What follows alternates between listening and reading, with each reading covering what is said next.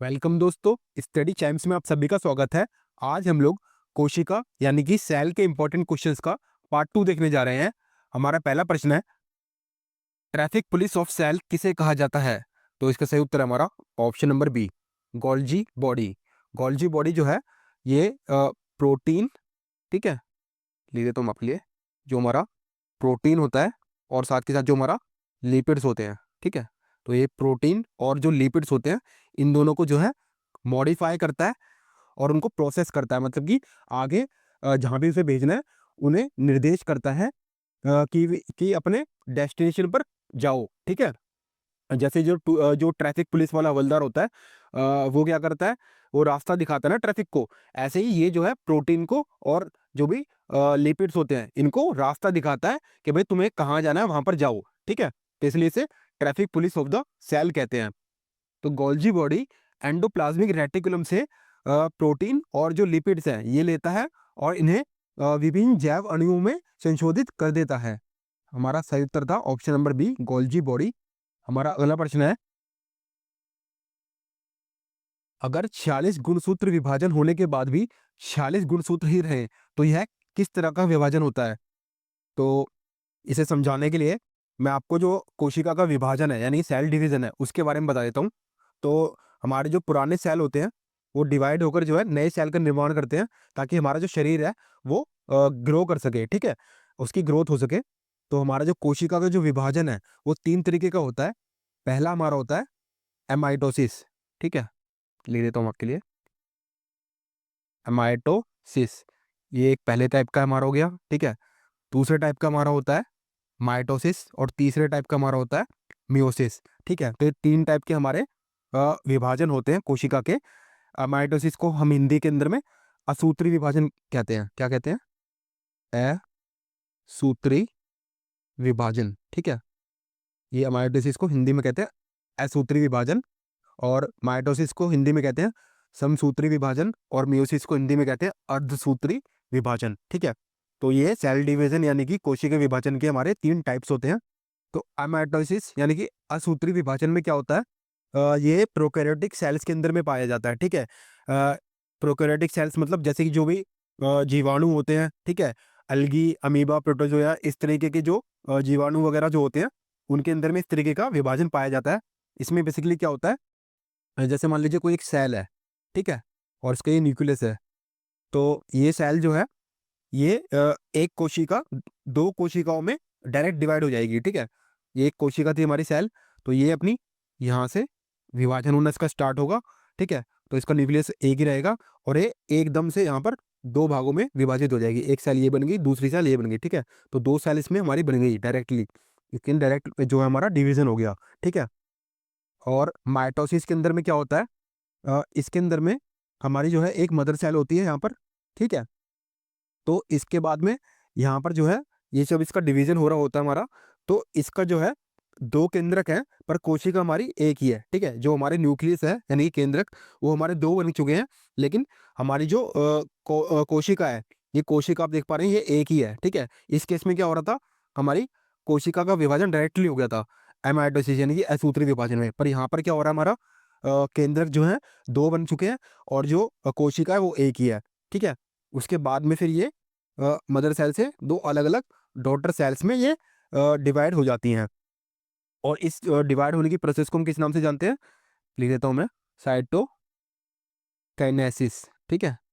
Cytokinesis. जब ये divide हो जाती हैं तो इसे साइटोकिनेसिस के नाम से जाना जाता है इस प्रोसेस को, ये जो फाइनल प्रोसेस है, ठीक है? तो इस माइटोसिस के अंदर में हमारा क्या होता है, हमारे 46 गुणसूत्र होते हैं, ठीक है? ये हमारी मदर सेल के अंदर में 46 गुणसूत्र हैं, तो हमारी जो डॉटर सेल के अंदर में जो गुणसूत्र आते हैं इसके अंदर में, तो वो भी 46 ही आते हैं हमारे, ठीक है? तो इनका जो नंबर है वो हमारा सेम रहता है, ठीक है? यहाँ पर भी 46 थे, यहाँ पर भी 46 है। और जो मायोसिस यानी कि अर्धसूत्री विभाजन है, मायोसिस के अंदर में क्या होता है, इसमें मदर सेल के अंदर में 46 गुणसूत्र ही रहते हैं हमारे, ठीक है। लेकिन जब जो हमारी डॉटर सेल होती है उसमें ये गुणसूत्र आधे आधे बढ़ जाते हैं, तो इसमें भी 23 रहेंगे, इसमें भी 23 रहेंगे, ठीक है। तो ये अर्धसूत्री विभाजन है, लेकिन जो अर्धसूत्री विभाजन है इसके अंदर में विभाजन की जो क्रिया है वो 2 बार होती है, ठीक है? 2 बार होगी तो इसमें टोटल 4 डॉटर सेल बनेंगी हमारी, ठीक है? यानी कि एक बार और विभाजन होगा। तो जब फिर से विभाजन होगा, इस केस के अंदर में हमारे जो क्रोमोसोम बनेंगे वो 23, यहाँ पर भी 23, ठीक है? और फिर यहाँ पर भी 23 और फिर यहाँ पर भी 23। यानी कि कहने का मतलब ये हुआ जब पहली प्रोसेस हो रही थी तब ये जो हमारे गुणसूत्र थे वो आधे-आधे विभाजित हो गए थे, ठीक है?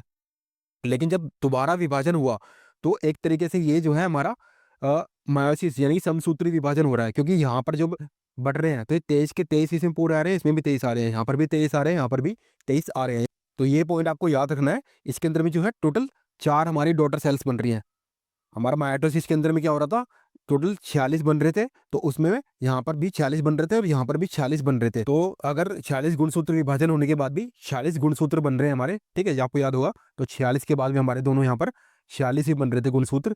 तो इस प्रोसेस को हमारा होगा ऑप्शन नंबर ए, मिटोसिस यानी समसूत्री विभाजन, ठीक है? आपको याद रखना समसूत्री विभाजन वेरी इंपॉर्टेंट है ये। हमारा अगला प्रश्न है, इनमें से कौन प्रोटीन और लिपिड अणुओं को प्रोसेस और पैकेज करने के लिए जिम्मेदार होता है? तो इसका सही उत्तर हमारा option number B, Golgi apparatus. ये क्या करता है, ये पैकेजिंग करता है और मॉलिक्यूल्स को मॉडिफाई करता है अपने हिसाब से, ठीक है? और जो वेसिकल्स होते हैं, ठीक है, मैं लिख देता हूँ आपके लिए, जो भी वेसिकल्स होते हैं वेसिकल्स के अंदर में पैक कर देता है और आगे जहां भी इनसे जाना होता है वहां पर से भेज देता है, ठीक है? यानी कि इसे ट्रांसपोर्ट करने का काम करता है। हमारा अगला प्रश्न है, आरएनए से डीएनए बनने की जो प्रक्रिया है वो क्या कहलाती है? तो ये आप डायग्राम में देख पा रहे हैं, ये हमारा जो है डीएनए है, इसका एक डबल हेलिक्स स्ट्रक्चर आप देख पा रहे हैं, ठीक है? और ये जो आरएनए है इसका एक सिंगल हेलिक्स स्ट्रक्चर हमारा है। अ, तो जो डीएनए से जब हमारा आरएनए बनता है तो इस प्रोसेस को हम लोग ट्रांसक्रिप्शन कहते हैं, ठीक है? क्या कहते हैं? ट्रांसक्रिप्शन। और जब आरएनए से हमारा डीएनए बनता है, ठीक है? तो इस प्रोसेस को हम लोग रिवर्स ट्रांसक्रिप्शन के नाम से जानते हैं, ठीक है? तो इसका सही उत्तर क्या होगा? Option number C, reverse transcription. हमारा अगला प्रश्न है, इनमें से कौन अतिरिक्त या खराब हो चुके ऑर्गेनल्स को पचाकर कोशिका को साफ करने में मदद करता है? तो इसका सही उत्तर हमारा option number B, lysosome. Lysosome ये हमारे सेल्स की जितनी भी खराब चीजें होती हैं उनको हटा देता है, यानी कि रिमूव कर देता है, ठीक है? और इनके अंदर डाइजेस्टिव एंजाइम्स पाए जाते हैं, ठीक है? क्या पाए जाते हैं? हमारे डाइजेस्टिव, ठीक है, मैं लिख देता हूँ आपके लिए, एंजाइम्स। तो ये जो डाइजेस्टिव एंजाइम्स होते हैं ये क्या करते हैं, सेल के जितने भी अंदरूनी जो मलबा होता है उसको तोड़ने फोड़ने और हटाने का काम करते हैं, ठीक है? इसे हम लोग लाइसोसोम को हम लोग suicidal bag of the cell के नाम से भी जानते हैं, ठीक है? किस नाम से जानते हैं? लिख देता हूँ आपके लिए, सुसाइडल बैग, ठीक है? तो ये सुसाइडल बैग के नाम से इसे जानते हैं। वेरी इंपॉर्टेंट क्वेश्चन आपको याद रखना है। और इसे सुसाइडल बैग क्यों कहते हैं? वो इसलिए कहते हैं क्योंकि सेल में अगर मान लीजिए कोई भी छोटी-मोटी कोई टूट-फूट हो गई है, ठीक है? या कोई चीज़ खराब हो गई है, तो ये एंजाइम के द्वारा उस खराब चीज़ को सेल से रिमूव कर देता है, हटा देता है, ठीक है? हमारा अगला प्रश्न है, कोशिका का सबसे छोटा अंग क्या होता है? तो इसका सही उत्तर है हमारा option number D, ribosome. Ribosome जो है ये स्मॉलेस्ट जो हमारा सेल का जो ऑर्गेनल है, यानी कि सबसे छोटा अंग है हमारी कोशिका का, ठीक है? इसका जो डायमीटर है हमारा वो 20 एनएम होता है, ठीक है? 20 नैनोमीटर। हमारा अगला प्रश्न है, राइबोसोम को किसका कार्यस्थल कहा जाता है? तो इसका सही उत्तर हमारा ऑप्शन नंबर सी, राइबोसोम जो है ये प्रोटीन निर्माण का कार्यस्थल होता है, ठीक है? इसे हम लोग protein factory of the cell के नाम से भी जानते हैं। तो प्रोटीन बनाने का कारखाना होता है ये, ठीक है? और राइबोसोम क्या करता है? राइबोसोम जेनेटिक्स कोड के हिसाब से एमआरएनए से प्रोटीन बनाता है, ठीक है? तो वेरी इंपॉर्टेंट क्वेश्चन हमारा। हमारा अगला प्रश्न है, कोशिका के अंदर के रिक्त स्थान को क्या कहा जाता है? तो इसका सही उत्तर हमारा ऑप्शन नंबर डी, वैक्यूल या फिर रिक्तिका कहा जाता है। अ, ये एक तरीके का हमारा झिल्ली बाध्य यानी कि मेम्ब्रेन बाउंड सेल ऑर्गेनल है, जो कि सेल के अंदर जितने भी जो पानी, हमारे पोषक तत्व और जो वेस्ट मटेरियल होते हैं उनको स्टोर करता है। हमारा अगला प्रश्न है, कोशिका का ब्रेन किसे कहते हैं, यानी कि सेल का जो दिमाग होता है वो कौन सा होता है? तो ऑप्शन नंबर बी, न्यूक्लियस यानी केंद्रक, ठीक है। तो जो हमारी कोशिका है और इसका ये हमारा केंद्रक है, और यहाँ पर हमारा बीच में जो है इसके अंदर में डीएनए जो होता है वो स्टोर रहता है, ठीक है।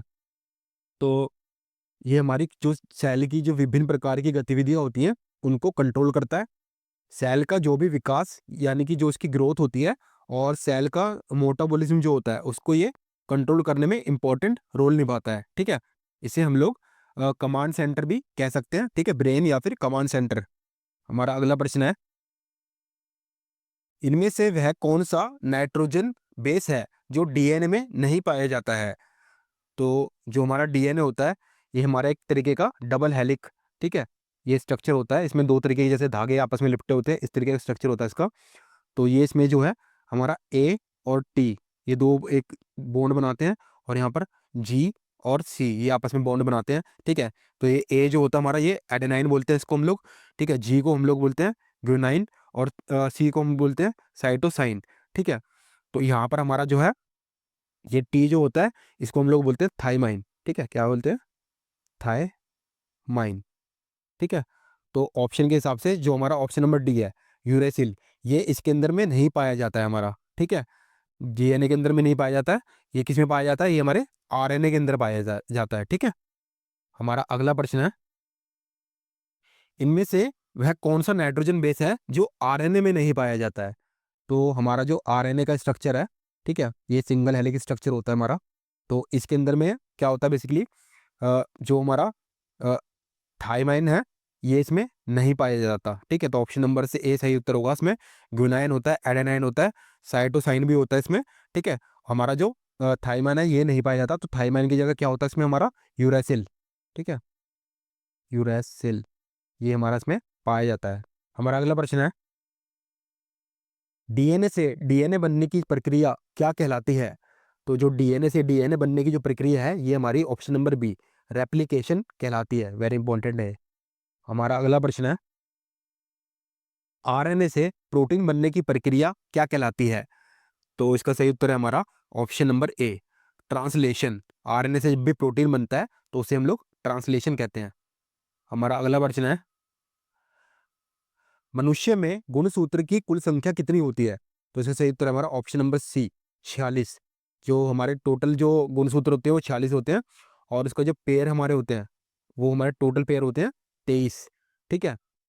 जिनमें से हमारे जो 22 पेयर होते हैं वो हमारे ऑटोसोम होते हैं, यानी कि एक जैसे होते हैं, ठीक है। कैसे होते हैं लिख देता हूँ आपके लिए, ऑटोसोम, ठीक है। ऑटोसोम मतलब एक जैसे होते हैं हमारे। और जो हमारा 23वें नंबर का जो पेयर होता है, ठीक है, 23वें नंबर का जो पेयर है उसमें हमारे जो है सेक्स क्रोमोसोम होते हैं, यानी कि हमारे एक्स और वाई, ठीक है। हमारा अगला प्रश्न है, इनमें से कौन सा कोशिकांग सिर्फ पादप कोशिका यानी कि प्लांट सेल में ही पाया जाता है? तो इसका सही उत्तर है हमारा ऑप्शन नंबर डी, प्लास्टिड। तो प्लास्टिड जो है ये प्लांट सेल के अंदर ही पाया जाता है। और जो क्लोरोप्लास्ट होता है, ठीक है, दे देता हूँ आपके लिए मैं, क्लोरोप्लास्ट। तो ये जो क्लोरोप्लास्ट होता है ये भी एक तरीके का हमारा प्लास्टिड ही होता है, ठीक है। ये फोटोसिंथेसिस के लिए इंपॉर्टेंट होता है, और इसका जो रंग होता है वो हरा होता है। हमारा अगला प्रश्न है, इनमें से कौन कोशिकीय श्वसन यानी कि सेलुलर रेस्पिरेशन के लिए उत्तरदायी है? तो इसका सही उत्तर है हमारा option number A, mitochondria. Mitochondria जो होता है ये हमारे सेलुलर रेस्पिरेशन के लिए जिम्मेदार माना जाता है। So that's it. आज हमने सेल्स के इंपॉर्टेंट क्वेश्चंस का पार्ट 2 देखा। मैं आशा करता हूँ कि आपको ये पार्ट काफ़ी पसंद आया होगा। धन्यवाद।